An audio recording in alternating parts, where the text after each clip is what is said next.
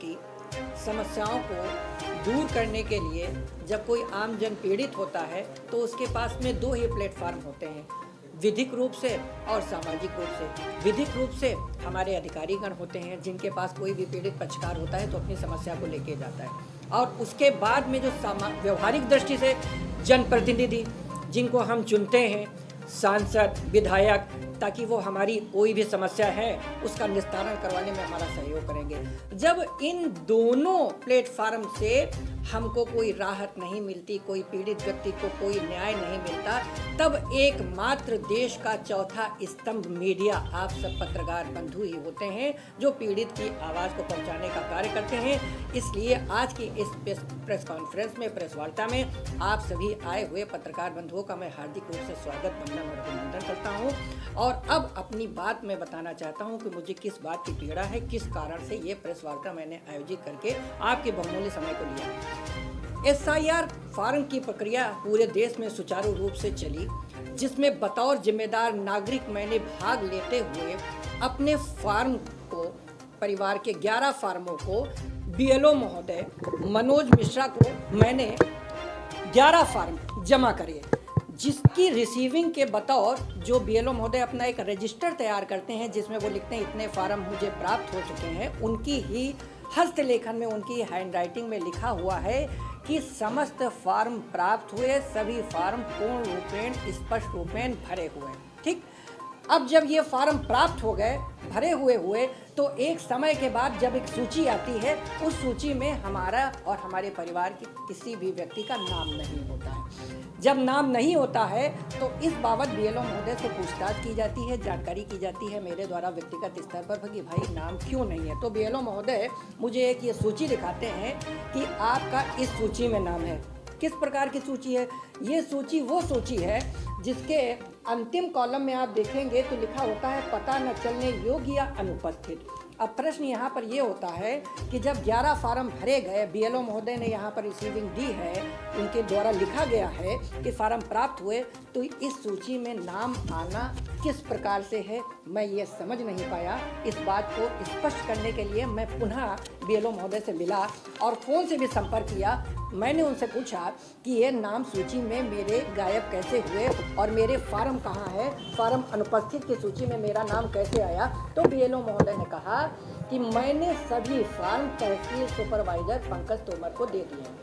इस बाबत मैंने पंकज तोमर जी से फ़ोन से संपर्क किया। जब फ़ोन से संपर्क किया तो पंकज तोमर तहसील सुपरवाइजर महोदय ने मुझे ये बताया कि भैया आपके फार्म मुझे प्राप्त ही नहीं हुए हैं, जबकि BLO महोदय बार बार यही कह रहे हैं कि फार्म प्राप्त हो चुके हैं। और फार्म प्राप्त होने का उन्होंने लिखा पढ़ी भी मुझे दिखाई, जो मैंने एक बतौर साक्ष्य मैं आपको दिखा भी चुका हूँ।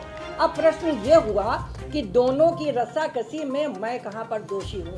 जब मुझे समझ में नहीं आया, मैंने इंतजार किया, देखा, तब मैंने वही शरण ली जो एक आम आदमी, एक पढ़ा लिखा व्यक्ति अपने मूलभूत फंडामेंटल राइट्स का प्रयोग करके लेता है। वो शरण क्या है? वो शरण ये है, SDM महोदय को मैंने एक प्रार्थना पत्र दिया दिनांकित 21/1/2026 को। इसकी रिसीविंग भी मेरे पास है।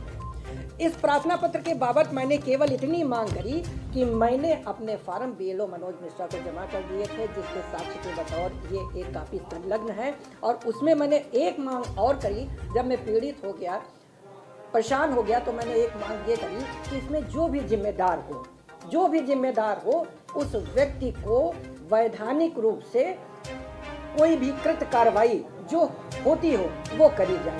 अब कार्रवाई के बारे में बात समझ लीजिए आप।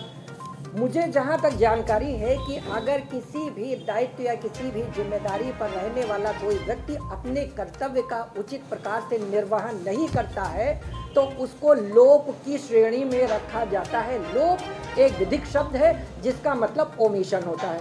अब मैं आपको एक बात और बता देना चाहता हूँ। फार्म अपूर्णता की अगर बात यहाँ पर लिखी थी तो मेरे मन में ये प्रश्न आया कि अपूर्ण फार्म अगर हो सकता था तो मान लीजिए मेरे कोई फार्म में त्रुटि भी हो सकती है। भाई त्रुटि तो सामान्य से सबसे होती है। तो 11 फार्म हैं, 11 फार्म में एक फार्म में त्रुटि हो जाए, 2 फार्म में त्रुटि हो जाए, 3 फार्म में त्रुटि हो जाए, पूरे सारे 11 फार्म में ही मेरी त्रुटि हो सकती है। ये बात जब मैंने सोची तब मैंने दिनांक 22 तारीख को एक RTI भेजी। RTI के माध्यम से मैंने कुछ प्रश्न किए, जिनमें पहला प्रश्न यही था कि फार्म में किस प्रकार की अपूर्णता है, वो मुझे कृपया बतलाया जाए।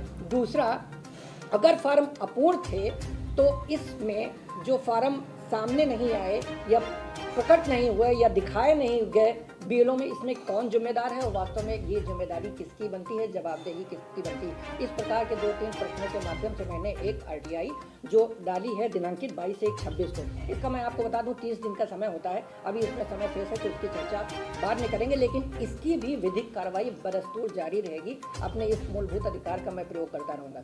अच्छा, इसके बाद मैं आपको बता देना चाहता हूँ 21/1/26 के बाद तक मेरी एप्लीकेशन पर, मेरे आवेदन पर, मेरी शिकायत पर किसी प्रकार की जब कोई कार्रवाई होती नहीं दिखी मुझे, जबकि अभी एक दिन पूर्व अपने सभासद सम्मानित महोदय श्री अनुरुद्ध त्रिपाठी के साथ मैं माननीय जिलाधिकारी महोदय के कार्यालय पर भी गया, लेकिन मुझे जानकारी हुई काफ़ी व्यस्त हैं क्योंकि जिले की वो आला अधिकारी हैं, उनके पास बहुत सी जिम्मेदारी होती हैं। और सुनने में आया आज मंत्री महोदय भी आज आ रहे थे, तो इस कारण से उनसे संपर्क ना हो पाया, लेकिन मैंने ये द्वारा प्रयास किया गया।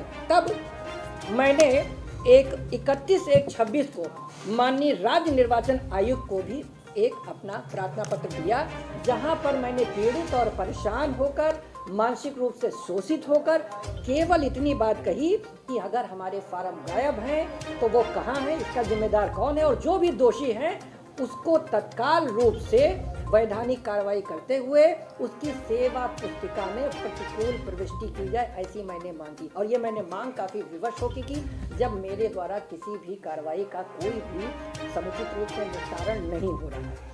और ये न केवल मेरी समस्या है, ये समस्या भारतवर्ष में कहाँ कहाँ है ये तो नहीं मुझे पता, लेकिन टीवी के माध्यम से, न्यूज़ के माध्यम से मुझे जानकारी होती रहती है कि यह समस्या चल रही है। अभी इसके बाद अगर आप पूछेंगे तो जो हमारे सम्मानित वार्ड के पहले नागरिक कहे जाते हैं सभासद श्री अनुरुद्ध त्रिपाठी जी यहाँ पर मौजूद हैं, वो भी आपको बताएंगे। मेरा केवल आला अधिकारियों के माध्यम से इतना निवेदन है कि मेरी इस समस्या का निस्तारण करते हुए मेरे नाम जोड़े जाएं, और साथ ही मैं ये मांग भी करता हूं कि इस प्रकार जो भी भारतीय जनता पीड़ित हो रही है, ग्रसित हो रही है, शोषित हो रही है, जो भी जिम्मेदार हो कानूनन रूप से, वैधानिक दृष्टि से उनके ऊपर कार्रवाई करी जाए, ये मेरी मांग है। सर्वप्रथम अपने बहुमूल्य समय को निकालकर एक बड़े गंभीर विषय पे आप सभी हमारे पत्रकारगण अपनी कवरेज देने के लिए हमारे आवाज़ पे है, इसके लिए आपका बहुत बहुत आदर, वंदन, अभिनंदन और हृदय तल से आभार। एक बड़ा गंभीर विषय विगत 2 महीने से चल रहा है, मिश्राना वार्ड में कम हुए 687 वोटों को लेकर, जिसके बारे में आज तक स्थिति स्पष्ट ये नहीं हो पा रही है कि जो फॉर्म जमा किए गए उन फॉर्मों का हुआ क्या। और सबसे बड़ी बात यह है कि जो मूल वोटर जिनका कि मत विगत 50-100 सालों से वार्ड के अंतर्गत है, 85 सालों से जो यहाँ के निवासी रहे हैं, उनका मैपिंग में शो ही नाम नहीं हो रहा है, उनको पूर्णतः अनुपस्थित दिखा दिया गया है। इसकी जिम्मेदारी तय करना किसका कार्य है, मैं आज तक अभी तक यही नहीं समझ पा रहा हूँ, ये मुझको कौन बताएगा। अधिकारियों के बारे में आप लोगों को सब अवगत है, पूर्ण में मैं भूल चुका हूं। डीएम आवास के सामने आपके माध्यम से ही मैंने डीएम साहब को ये प्रार्थना पत्र अपने एक दिया हुआ था, जिसके लिए उन्होंने एसडीएम सदर को जांच कराकर निस्तारण कराए जाने के लिए मुझे एसडीएम साहब के कार्यालय पे भेजा था। एसडीएम साहब के कार्यालय पे जाने के उपरांत मैंने उनको ये प्रार्थना पत्र दिया, जिस पे अभी तक एसडीएम साहब ने किसी भी प्रकार का कोई कंसीडर नहीं किया और इस प्रार्थना पत्र को लेना भी उन्होंने उचित नहीं समझा। हमारी लोकप्रिय जनप्रिय जिलाधिकारी महोदय के ऑर्डर को अगर कंटेम्प्ट किया जा रहा है तो इससे बड़ा अपराध और क्या हो सकता है।